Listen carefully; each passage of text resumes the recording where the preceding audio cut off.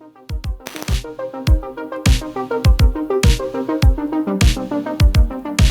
what's up? Welcome back to the Long Lens Podcast. This is the podcast where I answer questions from my YouTube and filmmaking community, and we just talk about YouTube, filmmaking, cameras. In today's episode, I wanted to do one specifically dedicated to this camera. This is the Lumix S1II that I've had the privilege of testing out for the last few weeks. But because I've only had this camera for a little under a month, I wanted to get someone on the podcast that knew a lot more than me about this camera. So my buddy Dustin Armstrong was nice enough to jump on the podcast and help me answer some questions that you all had about this camera. So this should be a pretty fun episode. I compiled all of the questions that I got from YouTube, Instagram, and Patreon so we could answer them here on the podcast. But yeah, me and Dustin met for the first time in person at NAB, and Dustin knows a lot about Lumix cameras, and he's a really good filmmaker as well. He actually sells a course teaching people specifically how to use Lumix cameras like the S5IIX. He'll have a chapter on the S1II eventually. So definitely check that out. I'll have it linked in the description. But without any further ado, let's jump into this episode on the S1II featuring my buddy Dustin Armstrong. So hey, Dustin, thanks so much for joining me here on the podcast, man. Thanks for having me, man. So can you tell me, because this is your first time here on the podcast, we met at NAB for the first time, like in person, but can you tell me a little bit about like where you, or I guess like how you started in video and kind of like a little bit of your YouTube journey? Yeah. I'll try to keep it brief because it's kind of a long story and it's ever evolving. But the first time I had ever really like gotten into video, like where I felt like it was a passion was high school. Mm-hmm. I had a really good broadcasting program, and we had like Final Cut 7. We had like, cameras. We had the whole shebang, right? And that was when I started editing, got into video. And when I was a senior in high school, I was like, I think I want to do something in video. I didn't really know what, but I was like, I like video cameras. I like editing. I even did some like After Effects stuff when I was in high school. If anybody knows who Andrew Kramer is, he was like my idol. Loved watching all the Andrew Kramer. Yeah, dude, it was so cool when I saw him at NAB once. I was like, nobody will care, but like that was like my childhood idol or like high school idol. Yeah. Anyways, but I've been through a lot of different like types of video positions, from like live event video technician at like sports events or just live like convention events. And then after I graduated from university, I got a degree in film and broadcasting or digital media, bachelor's degree. I moved into more creative. I started working for an agency, and then I was freelance, and I started working for a corporate company, and that was kind of where I started doing YouTube. The biggest reason that I had been doing lots of different YouTube things like before I started my channel on Lumix, and they never were really that successful, from like gaming to even like content creation to streaming, like a whole bunch of different things. But yeah, the Lumix stuff, I was starting to kind of like, the YouTube stuff was starting to kind of click on like how it all works and stuff. And I saw that there was not a lot of content on the Lumix S1H and on YouTube. Like people were finding my videos that I had done as a freelancer and posted up there just to like use the link to send to like a potential client or something. Mm-hmm. And they were asking questions about the camera in my comments. And so that was what kind of clicked, like maybe I need to make content about this camera, because there seems to be a lack of content, and I didn't really find much content. So that was where it all started. And then, the past 5 years, just been 5.5 years now, just been still posting content, and got connected with Lumix over the years. And it's led to tons of opportunities I couldn't have ever dreamed of, even as a channel of my size. Like I'm not really that huge of a YouTuber, but it's awesome to see like where it's taken me. So yeah, that's awesome. Well, like was Lumix like the first camera brand that you kind of got introduced to, or like what was like your evolution of cameras throughout the years? And like, I guess, why did you end up sticking with Lumix? Yeah, I love this question, because if you probably watch my content, you would think I've been a Lumix like fanboy forever, but it's far from the truth. The first camera, like mirrorless camera, I had a little like point and shoot camera that my parents would let me use. And I even have like a camera that does tape that was, you could say, technically my first camera, because I made some, when I was like super little, I made some little videos. I actually want to make a video about that camera and some of the videos I made when I was little. I still have them. Anyways, but the first mirrorless camera that I got was, and bought with my own money, was the Canon T3i. Nice. Which I think a lot of people of our generation can relate to the T3i, the Rebel series of Canon cameras. Oh, yeah. Like the T2i was like the camera I had heard of a lot. Yeah. So I ended up getting the T3i. I had that camera, though, for a really long time, like through my college years. And then when I was a senior at university, I was like, all right, I'm about to graduate. I was working full time at Verizon, so I had pretty good income, and I was like, saved up some money. It's time to like get, what's the next camera that I get? Like this T3i has been great, but I'm a senior. I'm about to graduate. What should I get? And I had done some freelance as well, where we used like Red Ones. I had used the Red Dragon, some Sony I think EX1 cameras. They're like kind of more like broadcast cameras, EX3s. So I had like touched a lot of like different cameras and used them. Oh, and like the big broadcast cameras too, where you had like a fiber optic cable like that goes in and whatnot. Yeah, I'd use a ton of different cameras. Those aren't really cameras I would buy though. But anyways, at the time, because my T3i, I didn't love like how you couldn't push the ISO past like a 1600 or something before it got really noisy. Yeah. So the Sony A7S had just come out, and that was kind of like booming online because of how good the low light was. And so I was like, that's the camera I want. Yeah. So went and bought that camera right before I graduated, like 2 Rokinon lenses, because that's all I could afford. Nice. And yeah, that was when I got into, I guess, to the Sony ecosystem. And after I graduated from university, I started working for the agency full time that I was freelancing for. So they had like a Red Dragon, and I think they had a Red One still at that time. But it's kind of a cool, interesting fact. We were in serial number like 48 or something, super low serial number on the Reds. So my agency was super early adopters of Reds, so that was kind of cool. But anyways, A7S, after I had left that agency to go freelance, I had bought a A7 S2 and an A7 III. Okay. Because I just needed some more cameras.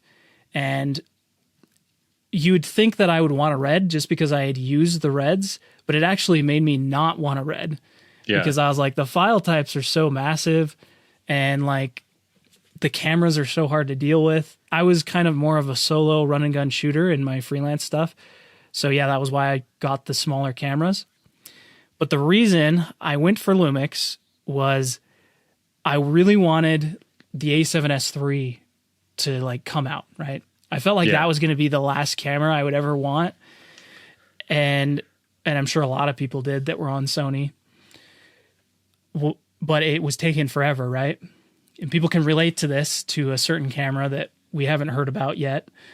But anyways, I felt like the A7 III was kind of like limiting me because it kind of had some overheating problems. I still had to shoot in 1080p. It's not the most important thing. Like I have a buddy that still shoots in 1080p, but I just felt like there was something out there that could really up my quality, I guess, and make me seem more professional, because I felt like the little cameras, like they're just so little, right? Yeah. Kind of cliche, because now these Lumix newer Lumix cameras are now little. Yeah. But anyways, but there wasn't really much out there, and I hadn't really used Lumix at all. The first camera that I used was the GH5 Mark II. Okay. That was the first. I actually worked a gig where the main videographer was using a GH5. So that was when I like heard of Lumix, and I was like, huh, Lumix, never really heard about it. But I was like, they seem like they do cool stuff. I had a client who, for their wedding, they wanted their stuff in 4K because they wanted it to, since it was a wedding video, they wanted it to just be for the, what's it called? Like longevity of it. Mm-hmm. They wanted it to be just a higher resolution, right? Because it's a wedding video. So I understood that. And they're like, would you consider shooting on the GH5 Mark II? And I was like, sure, I can shoot on any camera. Why not?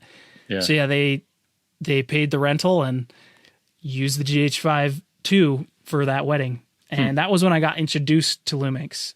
And I wasn't totally sold, mostly probably because I had grown up on mostly full frame. Yeah. The A7S and, Red, obviously. I think the Red one and I know the Dragon was, at least I think so. Anyways, but I was mostly used to full frame. So it wasn't until I saw an article about Lumix developing a full frame camera. And that was what kind of got me paying more attention. The S1 and the S1H.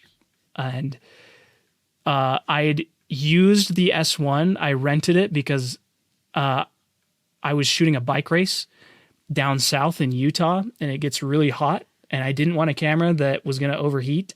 And I had seen things about it just being really reliable in lots of different scenarios. Mm-hmm. So yeah, I rented the S1 and absolutely kind of fell in love with it. And then it was like a couple months later that, and I shot a wedding on it as well. Mm-hmm. And yeah, I fell in love with like how easy it was to color grade and manipulate from what I was used to, at least on Sony. And then, the S1H had come out pretty recently. And I was like, I think I watched a video, that Kepler space video. Okay. I don't know if you've seen that. Fun fact, that was actually made by an agency that I rent or a production house that I rent out. I co-sign my Cine lenses to. Oh, really? Yeah. So it's kind That's of awesome. A fun little fact. Yeah. They're local to me, but watch that. And I was like, the S1H, that's the camera I'm going to buy. So I sold my, my A7S, kept my A7S II and my A7 III, and bought the S1H. And I knew going into it that it didn't have as good of autofocus as the A7 III, but the thing that kind of sold me was it could do 4K 60, 10-bit, and I was kind of blown away that it could do 6K as well. Yeah. Because I was like, that's crazy. Like, the last camera I used that could shoot 6K was the Red. Yeah. Yeah, so I was pretty blown away by that. And that was when I kind of discovered, that, Lumix has a lot more to offer besides just like 4K 60, 4K 10-bit, all these, codec options and resolution. But there's all the other features it has as well. Yeah. And so, I don't know how much further you want me to go, but I'll just say I ended up still buying the A7S III when it came out, pre-ordered it immediately. Mm-hmm. But over the years, just using Lumix, and I had sold off all my other cameras as well. I sold my A7 III and my A7S II just because I noticed I didn't really need 3 cameras. I mostly just needed 2. But I still held on to the Lumix, even though it was on another whole other ecosystem. Yeah. And I just, over the years, like I had it for like 2 years. I just was like, I just like this camera more. Yeah. And I was like, the only reason I held on to the A7S III was for the autofocus. And so there were at times when I was just feeling lazy, basically, I would shoot on the A7S III. But then the S5 II came out and the autofocus was good. And it was like within that month I'd sold my A7S III and just went all in on Lumix basically. So that's awesome. So you've worked with like agencies, you've done like wedding videos. I know that like kind of recently you were an editor as well, right? Like full time for like a pretty big YouTube channel, right? I forget which one. Yeah, his name's Harris Heller. Okay. Or Senpai Gaming. He's got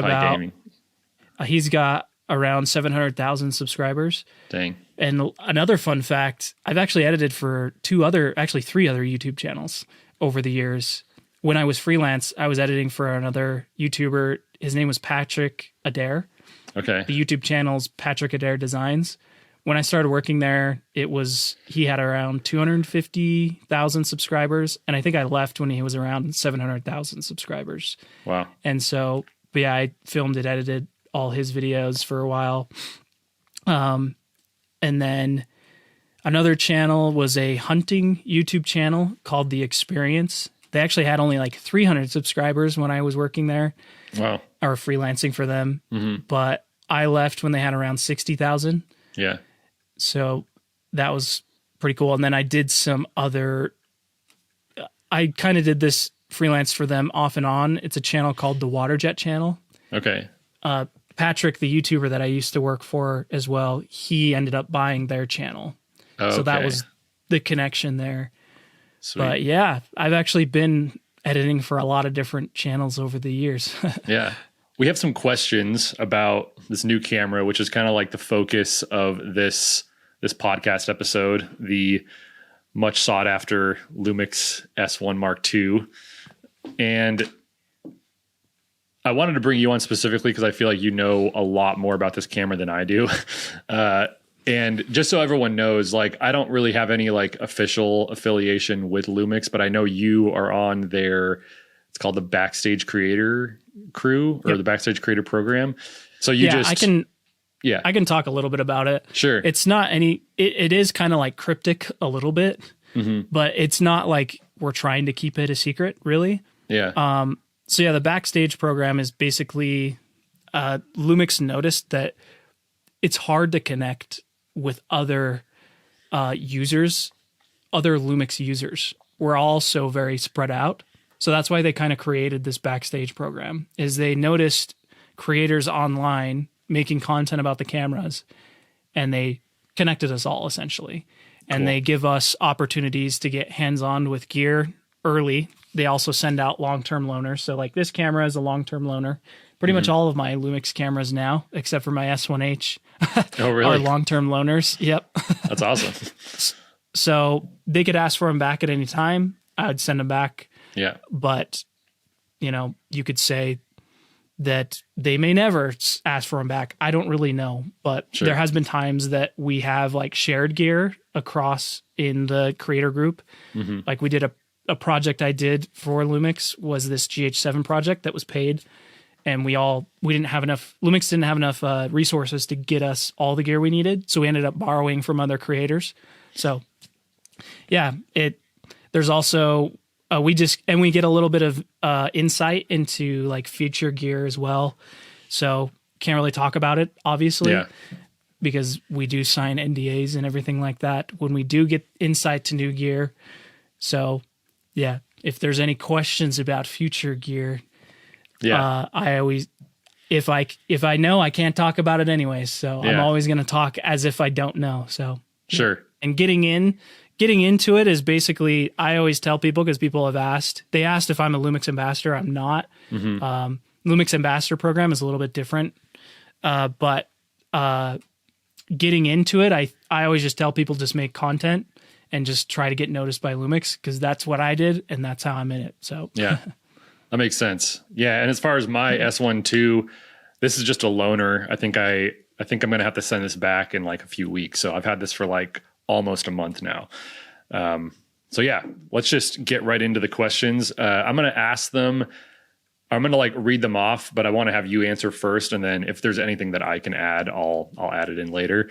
I have one from Patreon, and this one is from a fellow Lumix shooter. You might know him, Lyndon Labayan. And his question is, shooting with Lumix has always been about getting the best video features for the price, peppered with compromises, sensor size, AF performance, and lens selection. Compared to other brands, would you agree that the S1II is the answer, especially with how far L-mount selection has come and what Lumix has packed into the body, considering this is still a hybrid do-it-all camera? As in, I assume he means like, is it the like answer, the end-all cameras maybe? I don't know if I would put it that drastically, right? because it still does have compromises. You know, initially we thought that this camera wouldn't have any overheating issues, but it does. Yeah. And I don't even really call it an issue because for me, mostly because I'm like, it still hasn't overheated for me. Yeah. And neither has actually the S1R2. Yeah. However, I think that's just because of the type of content that I make now. A lot of the stuff I do now is a bit more like corporate, more indoors. I'd still do like run and gun, but it's not as much outside. You know, there's not many long takes that I do. It's very just like stop, go, and it's not like high pressure shooting all the time, like a wedding, for example, right? Yeah. And there are some quirks to it still too. Like I think you lose AF detection modes when you use HDMI. There's also another weird quirk, I think in certain resolutions. I can't remember. This is where like the AF is still really quirky, it feels like. Yeah. It's definitely much better. It keeps improving each time, but yeah, it's still a lot of weird quirkiness that you run into. Yeah. There was one more that I ran into. I think when you use also a HDMI, you lose like the touch tracking feature if you have tracking enabled. So anyways, it is definitely I think it's still the best camera out there for the value because I know people complained a little bit about the price. Yeah. But I'm like, I still think that Lumix for $3,200, I think that's what this one is. I think that's still an incredible value for what it does. And it still offers a ton of things that other cameras don't offer, right? Yeah. But it still has some quirks. So For you sure. need to be aware of those quirks, right? Yeah. I mean, like I would definitely agree with that. Like, as far as like the answer camera, like I think that if you're a cinematographer who wants to like get a camera that's full frame, shoots in the same, you know, has the ability to shoot an ARRI C-Log 3, which is something that I think is most interesting about the Lumix and ARRI, you know, it's not a partnership, but like their cooperation with each other is that like, you know, ARRI kind of wants to get Lumix cameras into the hands of young filmmakers so that when they do go and shoot a feature, they want to shoot it on ARRI because they're already used to that color sign. So I think that that's kind of cool. Yeah, no, I can agree with that. There's so many things, so many like unique features, I guess, that I feel like it offers, that Lumix still offers. And I even said it in my video that like this camera, S1II, S1R2, I don't really like feel much of a lust for like an upgrade after this. Yeah. For me, because I'm like, I mean, these cameras have like everything I could have ever dreamed of. There's some quirks and things, but yeah, like I don't really see any reason to like, you know, maybe I'll eat my words when like something else comes out later, but I'm like, I don't really see myself like quote unquote needing anything, right? Sure. So yeah, for me, they're both kind of end game cameras. I use both of them pretty equally as far as, sorry, I don't want to get too far into, because maybe you're going to ask those questions too. Yeah. Well, I actually have two questions that kind of go hand in hand. So I'm going to read them both. The first one is, would you say there is a marketable difference between the S1II and the S5II? And the next one is, comparing the S5II, are there any obvious spec advantages for your use? And what are some noticeable real world advantages? And that's actually from Mark Weimels. First question was, sorry, there's two questions in one there. So first question was marketable difference between the S5II and the S1II? Yeah. Okay. Well, shameless plug. Hopefully this is okay. Yeah. No, do it. I actually have a course on basically all Lumix cameras. And right now, I am currently in the process of making the next section that talks about the differences between the S5II and the S1II. Mm-hmm. And there definitely is a marketable difference. However, I would say, do those differences, again, matter that much to you? Some of the things I really like are the new cropless IBIS. Mm-hmm. That has really, honestly, made Lumix lenses much more like make much more sense in my brain now. On like, to me, because of the L mount alliance, there was a lot of different lenses out there of like Sigma, Samyang now, Sirui has joined, and probably more are coming as well. Leica. And it was like, yeah, like, I don't know really the reason to buy Lumix besides just it's Lumix, right? Because they almost do all the same things. But now, with the new cropless IBIS, I'm like, okay, that's a huge advantage. I love the cropless IBIS. Yeah. It's always on now when I am shooting. Yeah. And the open gate is also super cool in slow motion. The full frame slow-mo options as well. Yeah, I love that. Yeah, honestly, for me, it didn't really bother me too much that it shot in like the S1II shot at Super 35 in slow-mo. It was just like, it would get annoying that I'd have to reframe, like, because I would switch between 6K open gate and like slow-mo a lot when I would be out shooting. And so it's like, it just would get annoying to have to switch between the two, because I really like open gate as well. Yeah. People don't think it's really that big a deal to like have to like be able to just reframe that little bit up and down. That's really more what I like it for. It's great to be able to make it for different formats like vertical and horizontal formats, but I just like it to be able to move up and down in the horizontal format, because I find that it's become super useful in reframing a lot of the content that I shoot. So, so anyways, those options are really nice. The B-RAW, if you're a B-RAW, you're into B-RAW at all. I don't really shoot in ProRes RAW, mostly because I think that the workflow is still very inconvenient. Having to put it through compressor or having to buy like the other, what's it called? I don't even know what it's called, but there's like a conversion thing that can convert it to Cinema DNG or whatever. So I just stick with B-RAW because I edit in DaVinci Resolve and it's just super convenient. But I shot a concert a live band a few weeks ago, and I'm actually making a full video about it now because I'm so blown away by the OpenGate B-RAW in 6K, and it's full frame at 60 frames per second as well. Yeah. And so if you like to shoot in RAW every so often, it's another great advantage. Hey, and I've heard, I'm going to test it myself, that if you shoot in B-RAW over HDMI, or maybe just over HDMI in general, but if you shoot in B-RAW, it actually helps a ton with the overheating. Oh, okay. So I need to test it myself, put it in direct sunlight and record in B-RAW. The files are going to be massive, but hey, if I really, really, really need to make sure that I don't overheat, then that's one way to negate it, I have heard. Yeah. So anyways, there's lots of different things on this camera. However, Lumix is always adding firmware updates too. Like the S1II is like a completely different camera from when it first launched. Yeah. Adding in hybrid zoom, the new IBIS options, even the new codec like MP4 Lite, MP3, MP4 Lite.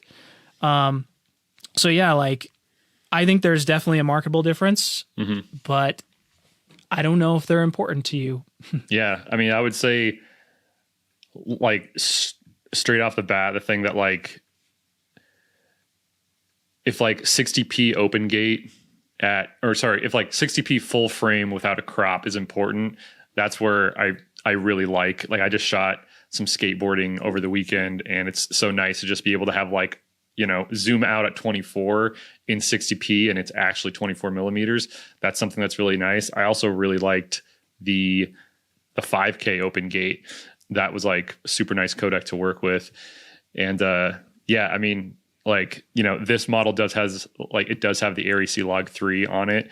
So I do like that. Yep. There is something a little bit like, I like C-Log 3. I wish my S1II had it, those are like the biggest differences for me. If I was going to there are other things that the B-RAW thing and, other, features that other people might be really into, but they're just not as important to me. But yeah, that question from from Mark was, is there any obvious spec advantages for my own use and like noticeable real world advantage? And I would just say that the like real world use would be the faster readout speed and the 4K 60 without a crop. Those are like two really big things that like I can't do on my S5 IIX.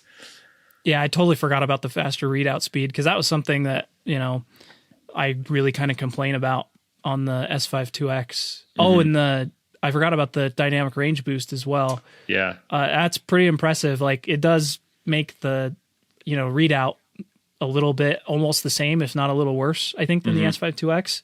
But then it's like, oh, I'm getting something in return though for that, rolling, that not as fast readout. Yeah. And like, as far as so I know it's more about the S1II. I don't really use the dynamic range expansion on the S1R2, but the dynamic range boost, 100%, I use it. Any opportunity I get that, it's important. I'm like, I can see it. It looks it seems to have a little bit more of something, Yeah. So. It's nice to have it, even if you, don't use it all the time. The fact that like, especially if you're doing like stuff where you're not moving the camera, you might as well use it just to get that little bit of extra squeeze. All right. The next question is, how does it compare to Canon and Sony cameras of similar price ranges? Yeah. So, well, fun fact, I was shooting next to the Canon R5s not too long ago I had my S1II, but I was shooting on my S1R2. I know that there's the R5 Mark II as well. And I guess it kind of just depends, right? What's important to you. I definitely think they pack way more than those cameras do. Yeah. And, since overheating is such a hot topic on this camera, the S1R2, we were shooting in 4K 120 as well. And they were just start and stop clips, just like social media stuff. We were shooting it all vertical. But the Canon R5s were overheating, whereas my S1R2 was not even getting a warning.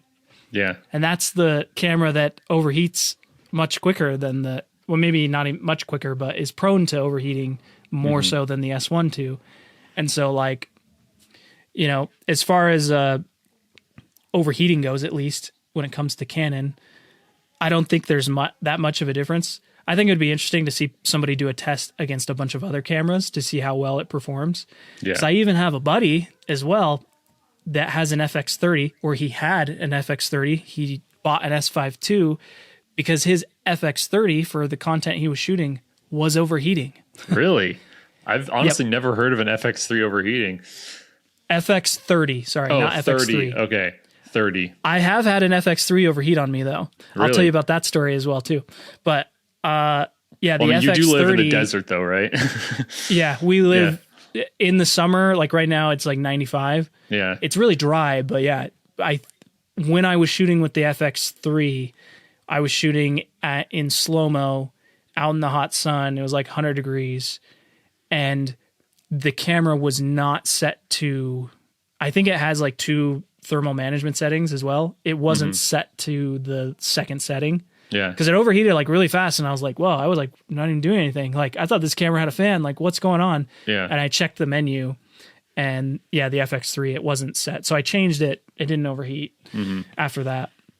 And I think that's something that important to recognize on this camera too, is make sure you have the proper settings and the right CF Express cards, or just use an SD card. Yeah. To help with that overheating. So, but anyways, the FX30, he was like, sometimes I would get like these heat warnings, and then it would shut down on the FX30 because he just records really long takes. And I was like, I'm gonna be honest, I've never had an S5 II or an S5 IIX overheat on me. Same. So I did a test for him before he bought, just to make sure.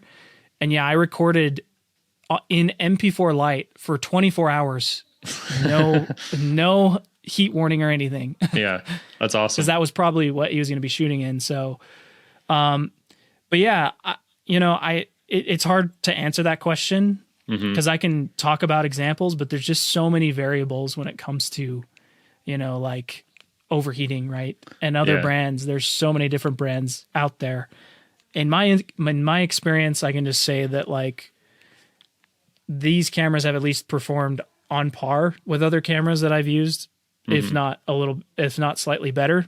It also just depends on the conditions and the settings you're using. So yeah.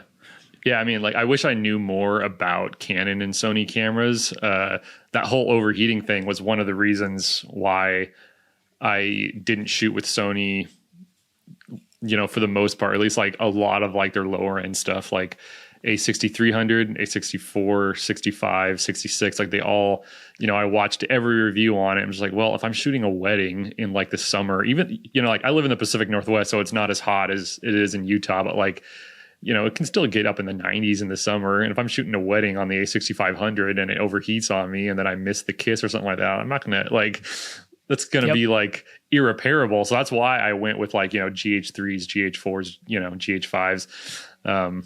But yeah, like, I don't really think that there's anything within like that sub $3,500 price point from Canon or Sony that gives you the same kind of features that the S1II does. So that is something to consider as well. Yeah, because even the FX3, I think, is still like a $4,000 camera. Maybe it's like $3,800, $3,500. So it's maybe close. And like, it holds up. It's still, I mean, lots of cameras hold up these days. But yeah, like especially Canon, there's not really much out there. You could argue that that Nikon, I don't know what it's priced at now, but the Z8, I remember seeing some of the discounted prices on it, and I was like, that's like close, if not, I think possibly at the same price. I can't really remember, but I was like, that's probably a good contender. Yeah. Probably your closest bet. And I don't know about overheating on that one, but yeah, I've heard mixed reviews. I've heard dynamic range, and that's a big thing with Canon. I know it's funny. Sorry, I'm getting a little off topic. I just bring back that Canon R5 story because the guy that I was freelancing for, he was talking about how he just, likes the colors straight from Canon still.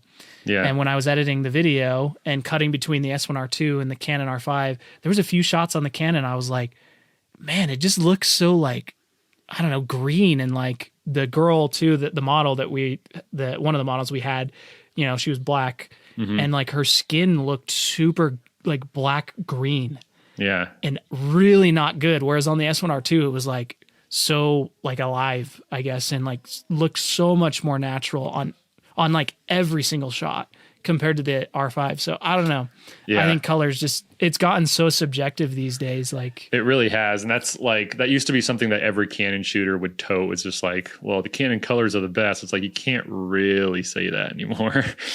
Yeah, and you just fix it in post anyways. So. Exactly. Yeah, you're shooting in log. You can like a good colorist can probably do anything with any log footage that they're that they get. But yeah, exactly. Well, the next question is: what accessories are essential to make it a versatile rig for your own regular day-to-day use? And would it be ideal to replace any of the cameras that you use now? I'm a very simple guy when it comes to rigs. I'm probably the worst person to ask. This is my pretty much day-to-day rig is just this isn't even the right cage technically, but it fits it. Yeah. It's the Falcom cage. And my S1R2 has the battery grip currently on it. Yeah, I've got the battery grip on it. I still wouldn't say it's essential. I bought this myself mostly just so I can talk about it in the course because it does add some, different features. But for photos, because I'm around like kind of higher up corporate clients usually when I'm doing photos, because it's usually live events that I take photos for, I want it to look a little bit bigger. Yeah. So that's a big reason I just throw it on here because it just looks bigger and more like they're getting their money's worth. Sure. But I do think it's definitely a good option for people because you can hot swap the battery and there is a cage that's available for, this rig. So if you really, want to make the rig up the camera and be able to hot swap the battery on like the S1II, that'd be a good option. But honestly, I don't even think a cage is really that essential. I used to hate cages too. I would rock my S1H with no cage at all. Yeah. And so I think it just depends on the person. However, maybe I'll say an honorable mention to like the Blackmagic Assist because I'm a little biased towards it, but I definitely think that the Blackmagic Assist, I wouldn't say essential, but if you really want to see what the camera can do in terms of like a quality standpoint, just shooting a B-raw and you'll really, I think you'll fall in love even at just like the lowest compression rate, 12:1. Yeah. And it just is like, it's truly special. That's awesome. I don't even think CF Express is essential either. I'm kind of disappointed or kind of sad. I bought some CF Express, but I've just been shooting SD cards lately because I'm like, well, if CF Express makes it more prone to overheating, I'm just going to use SD cards unless I really have to shoot with a CF Express. So I think it's mostly just for ProRes and ProRes RAW that you need a CF Express. So yeah, no, I would agree. Like, since I'm just borrowing this camera, I didn't buy any cage for it or anything like that. I've just been shooting it bare. But with my cameras, I typically try to just put a cage. I really like half cages, even though they're not always the best. I have one from Newer on my S1II, but I'm a real big top handle guy because I like using gravity to my advantage. So the only real accessory that I usually have on my cameras is a top handle. So I would say that if I was going to buy this camera, I would rig it out with just a cage and a top handle and call it a day. Maybe, I mean, obviously a microphone, but yeah, I'm the same. I like being as nimble as possible with my camera rigs. Same. Yeah, I usually don't even rock microphones too because a lot of the stuff I shoot is like promo stuff, and so I don't really need. I do really like the XLR2 as well. Oh yeah, I will say I bought that as well. Yeah, that's a feature we didn't even talk about, the fact that you can record 32-bit float internally with that thing. But next question is dynamic range quality difference when the high dynamic range boost option is enabled versus disabled. Shooting fast-moving subjects. Sorry, these are a bunch of questions all lumped into one. And they say, I'm considering getting this camera for wildlife videos, and I'm concerned about that dynamic range loss penalty when shooting in modes that avoid rolling shutter. Yeah, I don't really notice a difference personally with dynamic range boost off, like compared to the S5II or S5IIX. I do notice it on the S1R2. In the highlights, you can tell that it seems like they clip earlier. And we kind of talked about it earlier, but I definitely feel like I see a little bit of a difference when I've got dynamic range boost on as well. And so... if you're not really too annoyed or have much problems with the S5IIX's rolling shutter, I don't think you'll really see a difference on the, S1II. However, there is a slight quirk. You can only shoot in like normal speed frame rates. So like 24 and 30 FPS. You can't do 60 and anything basically higher than 30. So that is something to be aware of. If you're like, I'm going to buy it just for dynamic range boost, be aware you will not be able to shoot in 60. But hey, if you're not really shooting in slow-mo that often, 48 and 60 or anything higher basically.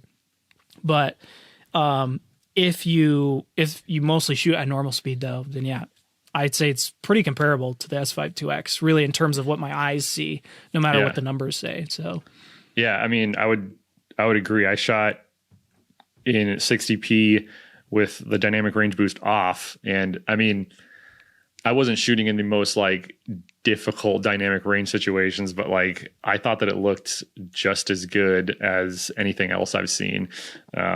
So yeah, I guess it really depends on what type of scenes you're shooting. If they're like insanely backlit or something like that, maybe it would help. But I think that like the dynamic range on this camera is noticeably just like a hair better than what I notice on my S5IIX, but only very slightly. I actually haven't messed with the dynamic range boost on this camera that much, but that's something that I plan to do.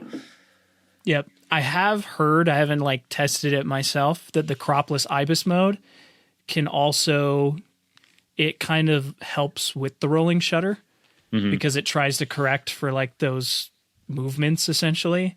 Yeah. And so, I haven't done any tests though. So, yeah, So this is kind of a two questions in one. How does Panasonic's full frame lineup compare with the MFT lineup, Micro Four Thirds, and who fits best with each? And is the S1II worth leaving Micro Four Thirds for? Yeah, so it's kind of funny. I had a big bias towards Micro Four Thirds for a super long time, and just because I'd never really used it that much. Used it on the GH5 too for that wedding, and so. But that project that I did for Lumix, it was on the GH7. And so it gave me an opportunity to really like, quote unquote, give Micro Four Thirds a chance, I guess. Yeah. And that project is what convinced me like, oh, like it basically removed all the biases from when it came to Micro Four Thirds. I actually have a video that probably didn't age very well because I talked about like, the difference between Micro Four Thirds and full frame. But after that project, after I'd used like the 10 to 25 lens, the 25 to 50, basically better lenses, I realized like, oh, you can't even notice a difference between the full frame and the Micro Four Thirds. Yeah. And there's some slight differences maybe in terms of like low light and stuff like that. But that GH7, it was like, people still kind of said it. It was like, if only this was in a full frame body. Yeah. And that did kind of make me, the GH7 after that project became like my main camera. Cause I was like, I even bought the 10 to 25 lens. Cause I was like, that's probably the only lens I need. Yeah. And if I'm going to like daily drive this for a lot of the stuff I do. But in a way for me, only because I have the Micro Four Thirds bias the full frame bias. Once this camera came out, if I need something that I know is not going to overheat, I'll grab the GH7. Yeah. But everything else, it's kind of replaced the GH7 for me. Yeah. I think there's definitely still some advantages to Micro Four Thirds, mostly just the size of the lenses. And it's going to be exciting to see what Lumix does now that this exists on the on like the Micro Four Thirds lineup. Yeah. But I'm biased. You're probably the one more to answer because you've used Micro Four Thirds much more than me. But I think it's worth changing, in my opinion. Yeah. As long as you're okay with the bigger lenses and everything that you'll have to deal with, and maybe some, overheating, right? Yeah, and that's the thing. Like, I've loved the GH5 for such a long time just because I loved that body size too. And ever since the GH6, GH7 came out, like, I've always been super intrigued by them, but the body size is essentially the same as my S5IIX. So I had to kind of like ask myself, like, a GH7 and a 10 to 25, is it actually smaller than my S5IIX and like a 24 to 60? Like, not really. And so the only thing that I would be gaining, as far as like things that mattered to me would be like a faster, sensor readout. But I don't know, like ever since all the controversy with like the S1R2 and, rolling shutter and all the videos that Gerald and Dunn did, it's like the only one that really cares about that are people like me and like other like filmmakers. A general audience probably doesn't notice it, and a lot of people have pointed out that like, they shot, entire TV series on like a 5D Mark III, which has even worse rolling shutter, so like exactly, that's like the hard part for me, which is like I love Micro Four Thirds, but it only makes sense if it's a small compact system. As soon as it gets to the same size as my S5IIX, there's it's like a really hard sell in my opinion. So that's where I feel like I wish Micro Four Thirds would go back to like, the G85. Just give us a G85 with like 10-bit and like some MP4 lights and just like, stuff that's a little bit more, new, give us good, face attack autofocus. And then, those cameras can compete with some of the other small creator cameras. I just bought an S9 because, it is a little bit more convenient to bring out that camera than my S5IIX. So I definitely think that like there is still a place for Micro Four Thirds, but it has to make sense because if it's just as big and bulky as, the the S1II, and there's no huge advantages like other than the fact that it doesn't overheat, like this S1II has a fast readout speed as well. So it's like, Yeah. if this is the exact same size as a GH7 and a 10-25, then like why are you shooting on a micro four thirds camera as opposed to a full frame where you're going to get a lot more, you're going to get, a better dynamic range, that shallow depth of field is going to be easily achievable. So that's my viewpoint on it. I'm still waiting for, Lumix or OM System to release, something new that like kind of fits the spirit of micro four thirds, I guess. But yeah. That's my take. I would love to see, I'm not super, I know that really, really tiny, like it's basically like an S9, but it's like even smaller. That micro four thirds, is that the G85? Is that GX? That's the GX85. Yeah, the one that kind of looks like a Fuji. Yeah. Yeah. I saw that thing and I was like, dude, that thing is tiny. Yeah, if that thing could do just a little bit bump, like almost like take a GH7 and do what you did with the S5IIX into the S9, like do the GH7 and put that in one of those. Not everything. I know there'll be some compromises. Yeah, we don't need ProRes or All Eye or anything like that. Yeah. Nobody needs that stuff for that. And like, sure, maybe if it overheats, but like same photo, that was something that removed also some bias was the photography capabilities of micro four thirds. Cause I was shooting photography as well on that shoot. And it's like, that would probably replace the S9 for me in a lot of different ways. So anyways, I agree with you too. Yeah. And I feel like I have to, give you a little bit of some props for that, the dolly zoom video that you did, the parallax one, because like you did like a presentation at NAB kind of like, showing off like the different use cases of like the GH7, and that video was so freaking good. So if you haven't watched it, go to Dustin's channel and go watch that. Cause if you ever thought, or if you ever wanted to see like high level filmmaking with the GH7, I think that video really shows it off well. I agree. That is actually my most proud video. Not even from like a YouTube standpoint, but like a portfolio standpoint. I'm very proud of that video. Yeah. So. It was awesome. All right. Well, the last question that I have, because I've kept you for a while, but the last question we got was, what don't you like about the S1II? So we can kind of end it on kind of like a little bit more of like the things that people might need to keep in mind, I guess. It's funny that I'm going to shoot myself in the foot here because I said like, color doesn't matter. It's subjective. Yeah. I will say though that I like the colors that come straight from the S1R2 as opposed to the S1II. I've heard that That's a lot. bias. Yeah, some people might say that, but like, I don't know what it is. There's something about that S1R2 sensor straight from camera again. Like you can manipulate it in post and you can make them look pretty much the same.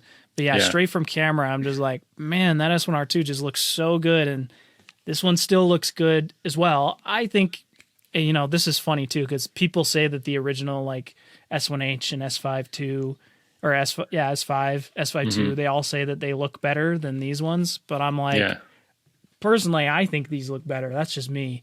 Yeah. Even though I love what came out of my S1H back in the day, and there's still like a nostalgia when I use that camera, but I still think that these cameras look better. But I will say that, I think that the colors, at least if you're comparing to the S1R2, they're not as good. They're not something I don't like. It's not something that I love, I guess I could say. Man, that's a hard one because I'm like, there's not really much else I can say that I don't like.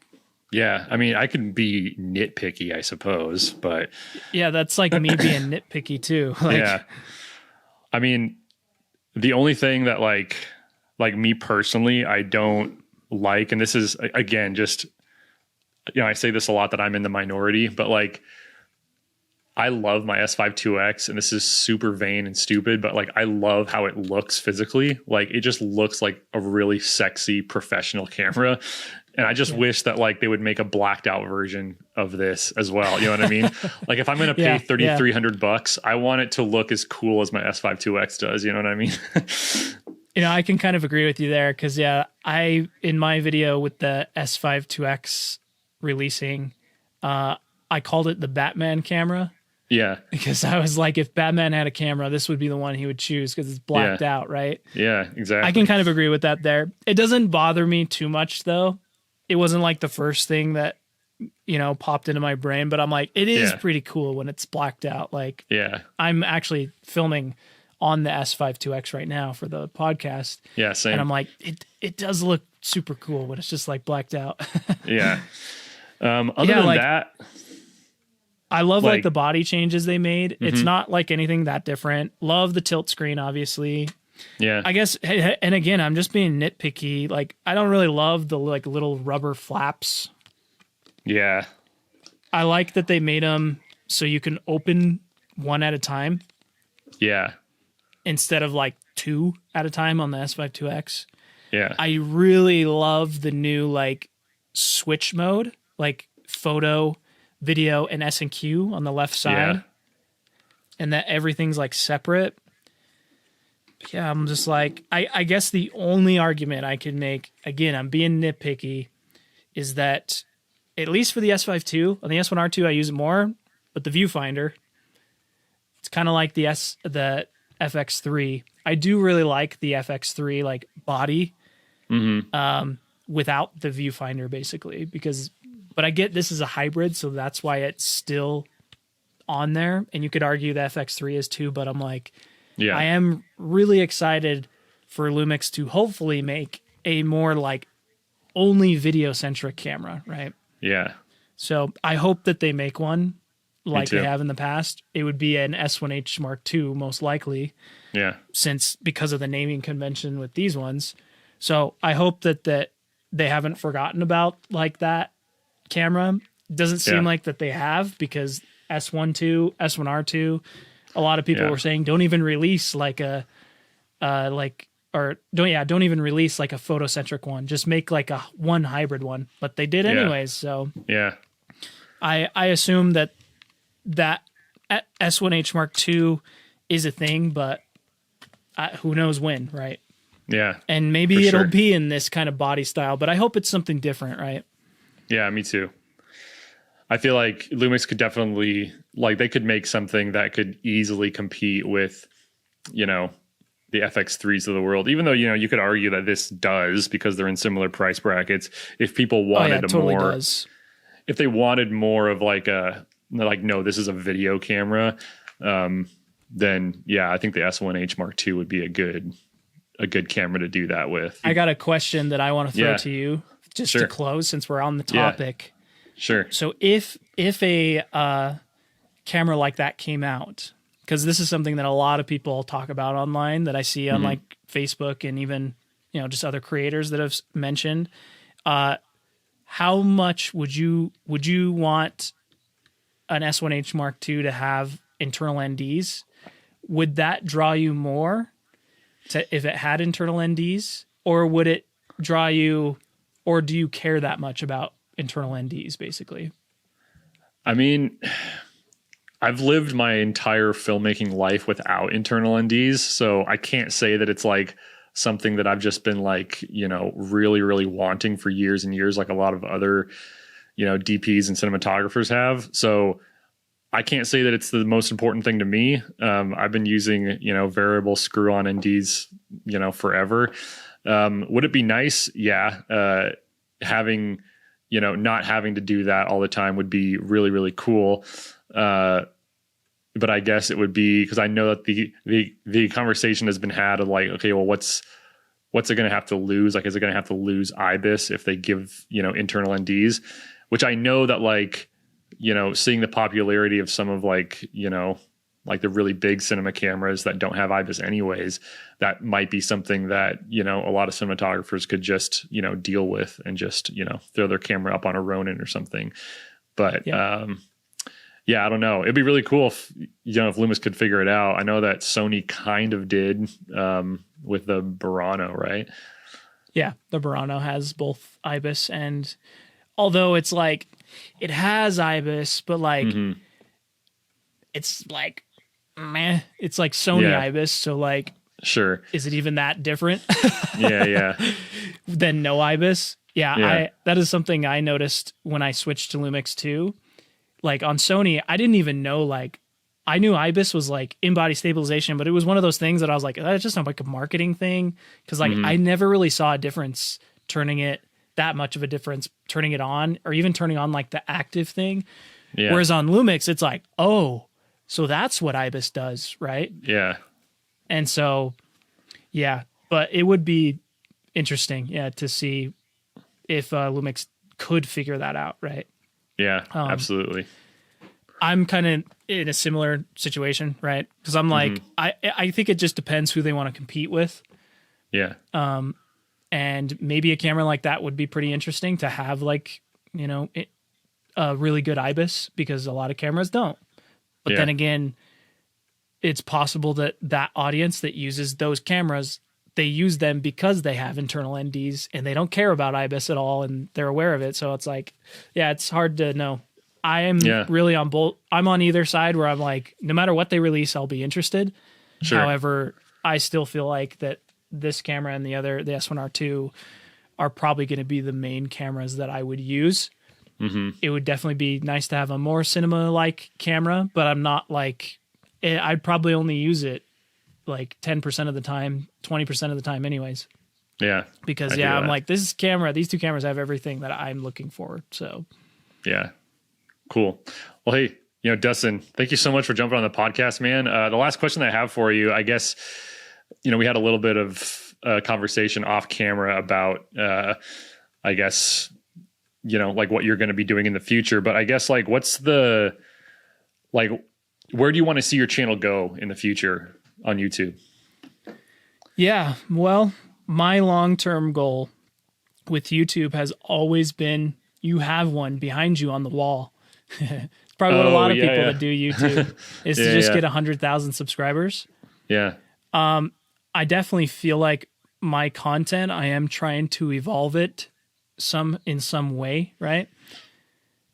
To more just be inspiring and still have, you kind of saw one of my videos that was more that style. It was one about, my family and the S1R2 as well, and Cine like A2. Yeah. I would love to do more videos like that. One, because they're fun. Two, because I feel like they're different.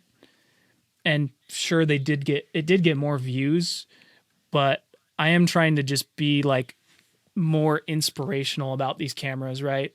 Because at the end of the day, I'm like, they're just cameras. Like, you can get good looking footage and like get features you need on any cameras, but same with like my short form camera or short form content too. I'm really trying to make things that are more relatable to just anybody who uses cameras. Yeah. And it's not that I'm trying to not be like the Lumix guy, because that's what my course is for. It's like, I'm always probably going to be that Lumix guy because like I've stuck with these cameras and no cameras have really interested me that much besides like Blackmagic. But Blackmagic is also an L mount. So I'm like, I can still keep all these same cameras and use all the same lenses. I just have to buy a body. Yeah. And so I would say, that's the big thing I'm trying to do. I have lots of ideas still written down.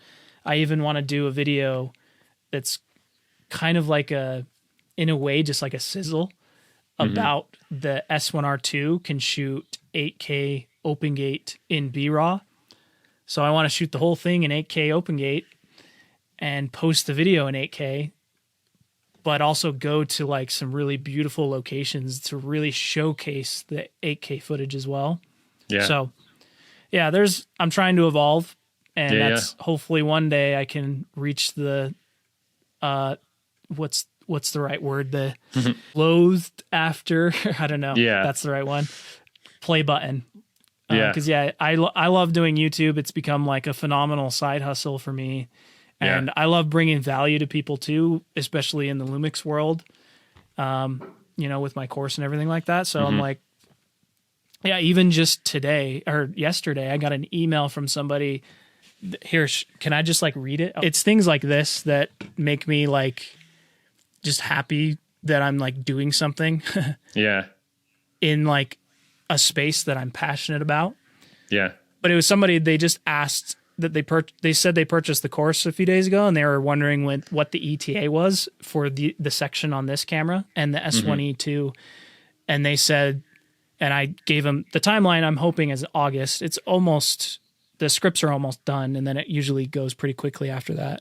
Yeah. But they just said that my course has been the only one really breaking down everything and help them transition from the Sony world. Nice. Because I just know that didn't, like, a course like this didn't really exist. And that was kind of the reason I originally started, was that I could provide value. And that's my hope, is just to provide value and information or inspiration to people in the camera and the Lumix world. So, yeah, well, that's awesome. I mean, dude, I'm definitely going to have your course linked in the description if anyone wants to check it out. Dustin, thank you so much for jumping on and just helping me answer some questions about this camera, because you definitely know a lot more about it than I do. Thanks, man. I kind of have to if I'm going to be, doing the course. So, yeah.